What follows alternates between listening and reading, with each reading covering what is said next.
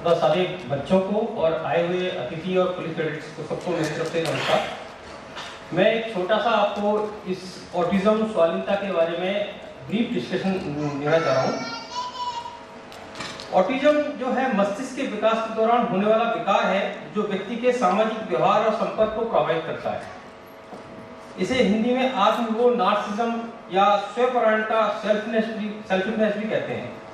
इससे प्रभावित व्यक्ति सीमित और दोहरावयुक्त व्यवहार करता है, जैसे एक ही काम को बार-बार करना, मतलब रिपीटेटिव मूवमेंट होते हैं उसके। ये सब बच्चे 3 साल से पहले शुरू हो जाता है। ASD हम इसको बोलते हैं autism spectrum disorder. This is autism को एक पूरा डिसऑर्डर माना गया है, autism spectrum disorder, short form में उसे ASD बोलते हैं, जिसका अर्थ है कि वह व्यक्तियों अलग-अलग तरीकों से अलग-अलग डिग्री में प्रभावित करता है। कुछ लोगों को बहुत कम होता है, कुछ लोगों को बहुत सीरियसनेस से प्रभावित करता है। ऑटिज्म लोगों की क्षमताएं, जरूरतें अलग-अलग होती हैं। ये समय के साथ विकसित हो सकती हैं, जबकि ऑटिज्म से पीड़ित कुछ लोग स्वतंत्र रूप से रह सकते हैं, दूसरों में गंभीर विकलांगता होती है। जो मैंने आपको बताया कि कुछ लोग तो बहुत आराम से रह सकते हैं, माइल्ड वीकनेस रहती है, किसी बच्चे में कुछ सीरियसनेस भी आ सकती है।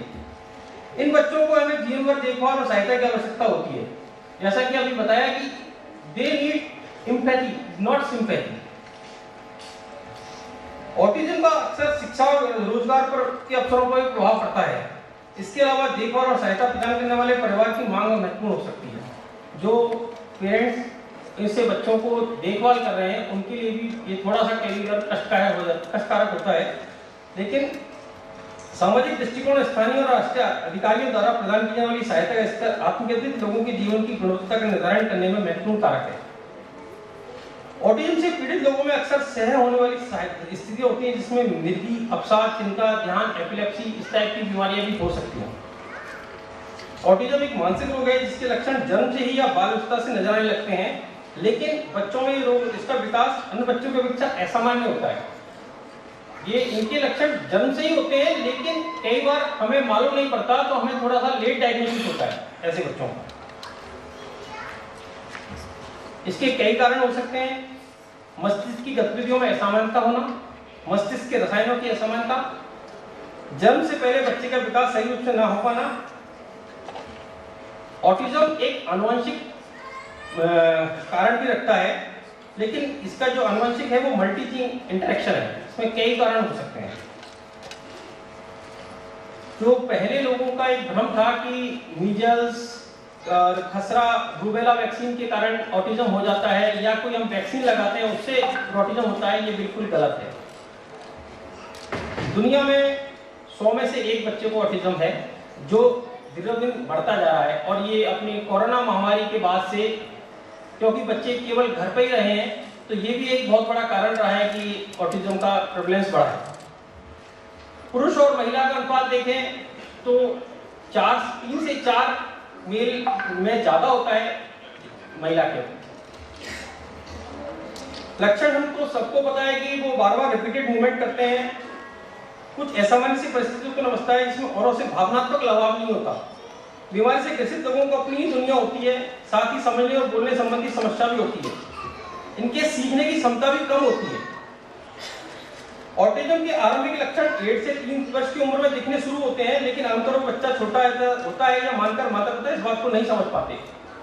यूजुअली हम कई बार होता है कि बच्चे के लक्षण तो हमें दिखने लगते हैं, बच्चा जैसे माँ से नजरें नहीं मिलाता है, आसपास के बच्चों के साथ नहीं खेलता है, बोलना 1 साल का बच्चा बोलना शुरू कर देता है, लेकिन वो बोलना इतना नहीं बोल पाता है, और हम सोचते हैं कि छोटा बच्चा है, सीख जाएगा। ऐसे करते करते उनका जो डायग्नोसिस होता है वो डिले हो जाता है। ऑटिज्म के डायग्नोसिस के लिए कोई इन्वेस्टिगेशन की जरूरत नहीं है, ये क्लिनिकल फीचर से और कोई MRI वगैरह की जरूरत नहीं होती है। क्लिनिकल परीक्षण और माता पिता से पूछे गए प्रश्नों के आधार पर इसकी जांच करते हैं। हम अपने अगर मेडिकल फील्ड से बात करें तो इसके लिए क्राइटेरिया होता है DSM-5। उस क्राइटेरिया के द्वारा हम इसको डायग्नोस करते हैं, और कुछ हमारे टेस्ट होते हैं CAS-2 वगैरह, इनसे हम इन सबको डायग्नोस करते हैं। ऑटिज्म के बच्चे किसी खास प्रतिभा में काफी अच्छे होते हैं। वो गणित के कैलकुलेशन, संगीत, चित्रकारी ऐसी कलाओं में बहुत एक्सपर्ट होते हैं। आप जान के विश्वास नहीं करेंगे कि जो हमारी बहुत अच्छी पर्सनैलिटीज हैं वो भी ऑटिज्म के शिकार थी। लाइक चार्ल्स डार्विन का आपने नाम सुना होगा, नेचुरलिस्ट है, बायोलॉजिस्ट, जियोलॉजिस्ट है। चार्ल्स डार्विन जिन्होंने सारी थ्योरियां दी हैं। सर इसाक न्यूटन जिन्होंने न्यूटन के लॉ दिए हैं। अल्बर्ट आइंस्टीन, उनको कहते थे कि सबसे ज्यादा दिमाग है उनमें, वो भी एक ऑटिज्म के पेशेंट थे। अपने इंडिया में श्रीनिवासन रामानुजन बहुत बड़े मैथमेटिशियन हुए, वो भी ऑटिज्म के पेशेंट थे। रिसेंटली आप फुटबॉल सब देखते हैं, वर्ल्ड के best footballer Lionel Messi, he is also a patient of autism. And आप कहीं मत जाइए, यहीं अपने अक्षय भटनागर जो फर्स्ट पर्सन है जिसने गवर्नमेंट जॉब ऑटिज्म के पेशेंट होते हुए भी गवर्नमेंट जॉब प्राप्त की है, और राजस्थान में। इसकी पहचान के कुछ लक्षण होते हैं। सामान्य बच्चे माँ का चेहरा देखते हैं, उसके हाव भाव को समझने की कोशिश करते हैं, परंतु ऑटिज्म के ग्रसित बच्चे किसी से नजर नहीं मिलाते, वो कतराते हैं। उनका आई कांटेक्ट थोड़ा वीक होता है। सामान्य बच्चे आवाज सुनने से खुश हो जाते हैं, परंतु ऑटिस्टिक के बच्चे आवाजों पर ध्यान नहीं देते। उनको ऐसा लगता है कि वो कुछ सुन ही नहीं पाते, उनको हियरिंग डिफेक्ट है, क्योंकि हियरिंग डिफेक्ट की संभावना कम होती है, बट उनका कंसंट्रेशन नहीं होता। सामान्य बच्चे धीरे धीरे भाषा ज्ञान में वृद्धि करते हैं, परंतु ऑटिस्टिक बच्चे बोलने में कुछ समय बाद अचानक ही बोलना बंद कर देते हैं तथा अजीब अजीब आवाज निकालते हैं। पहले वो बोलना शुरू करते हैं, फिर वो अचानक चुप हो जाते हैं। वो अलग अलग तरह की आवाज लगाते हैं, लगता है जैसे वो उनको बोलना ही नहीं आता।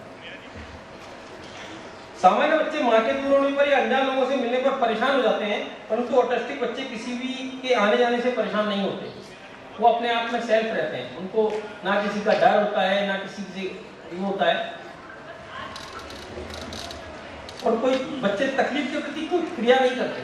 अगर कोई दिक्कत हो रही है तो उसके खिलाफ कुछ वो नहीं कि अपन जैसे कोई किसी को छेड़ रहा है तो अपन उसको कुछ अपोज करें या कुछ नहीं करते।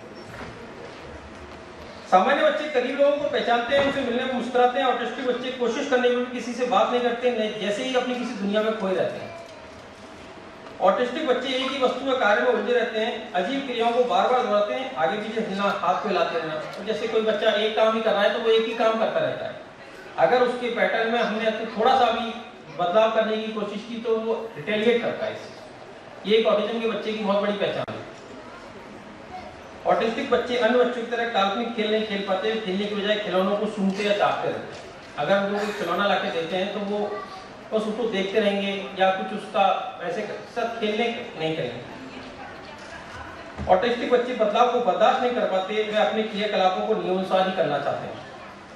वो जैसा अगर वो चाहते हैं कि उनको इस तरह से ये चीज होनी चाहिए तो वो उसी तरह से चाहेंगे। अगर आपने थोड़ा भी उसमें बदलाव कर दिया, वो एक वस्तु को यहाँ रखते हैं, अगर आपने उसको हटा करके यहाँ रख दिया तो वो उस पर रिटेलिएट करेंगे। ऑटिस्टिक बच्चे या तो बहुत चंचल या बहुत सुस्त रहते हैं। इनमें रिपीटेटिव बिहेवियर होता है, स्टीरियोटाइपिक जैसे होते हैं। हर चीज को एक ही तरह से करेंगे, एक जैसे कोई सामान यहाँ रखा है तो उसी सामान को वहीं रखने के लिए करेंगे। आपने उसको अगर हटा दिया तो वो उसको इनकार करेंगे। म्यूचुअल बिहेवियर, अनुष्ठानिक व्यवहार क्या होता है? दैनिक गतिविधियों को हर बार को एक ही तरह से करना, जैसे एक सा खाना, एक सी पोशाक। यह समानता के साथ निकटता से जुड़ा है और स्वतंत्र सत्यापन दोनों के संयोजन की सलाह देता है। एक प्रोहिबिटेड बिहेवियर, ध्यान शोध गतिविधि को सीमित रखने से संबंधित है। एक टीवी का एक ही कार्यक्रम है, उसी को बार बार देख रहे हैं, एक ही कार्टून को देख रहे हैं। एक इनमें सबसे जो सीरियस बच्चे होते हैं उनमें सबसे बड़ी प्रॉब्लम होती है आत्मघात। वो अपने आप को नुकसान पहुंचाते हैं। एक ऑटिस्टिक बच्चों में हम जब पेशेंट से पूछते हैं, हिस्ट्री लेते हैं, तो हम पूछते हैं कि भाई ये किसी को चोट तो नहीं पहुंचाता। ऐसी क्रिया जिससे व्यक्ति खुद को आहत कर सकता है, जैसे खुद को काट लेगा। डोमिनिक एट अल के अनुसार एएसडी से प्रभावित 30% बच्चे स्वयं को चोट पहुंचा सकते हैं। अगर हम इनके इलाज की बात करें तो ऑटिज्म का कोई परमानेंट इलाज नहीं है, लेकिन अगर हम इसको जल्दी डायग्नोज कर लें तो जल्दी उपाय शुरू करने से बच्चे के व्यवहार, सीखने बोलने की क्षमता में सुधार किए जा सकते हैं। इनमें स्पेशल एजुकेटर काफ़ी मददगार हो सकते हैं। आजकल ऑटिज्म के लिए बहुत अच्छे अच्छे एजुकेटर्स हैं। बहुत कई अपने यहाँ भी एक संस्था आ गई है जो ऑटिज्म के बच्चों को एजुकेट करती है। ऑटिज्म का इलाज बच्चों के डॉक्टर, डेवलपमेंट न्यूरोलॉजिस्ट, इसके लिए मल्टीडिसिप्लिनरी अप्रोच चाहिए। Paediatrician, neurologist, occupational therapist, speech therapist इत्यादि के साथ टीम वर्क के साथ में हम बच्चों को इलाज दे सकते हैं।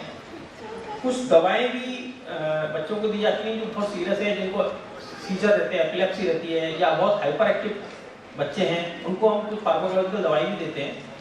साथ में कुछ brain tonic, iron supplement, omega 3 fatty acid supplement, biotin, vitamin सुधार में ला सकते हैं। कुछ शोध कहते हैं कि घर में पालतू जानवर, कुत्ते रखने से या डॉग्स रखने से इनके व्यवहार में कुछ मानसिक विकास में सहायता हो सकती है। तो मेरा सबसे यही अनुरोध है कि इन बच्चों के साथ हमेशा एम्पैथी रखें। इनको सिंपैथी की जरूरत नहीं है, इनमें भी अपना एक टैलेंट होता है। अगर हम इनको शुरू से ही जल्दी डायग्नोस करते हैं और जल्दी इनके साथ में बिहेवियर स्पीच थेरेपी, डॉक्टर्स को दिखाते हैं, ऑक्यूपेशनल थेरेपी करते हैं, तो इन बच्चों में बहुत अच्छा इंप्रूवमेंट हो सकता है। उनकी क्वालिटी ऑफ लाइफ भी बहुत अच्छी हो सकती है और हो सकता है कि इनमें भी कोई टैलेंट निखर के आए।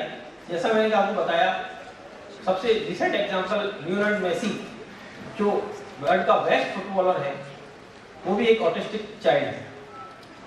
इसी के साथ मैं अपनी खत्म करता हूँ।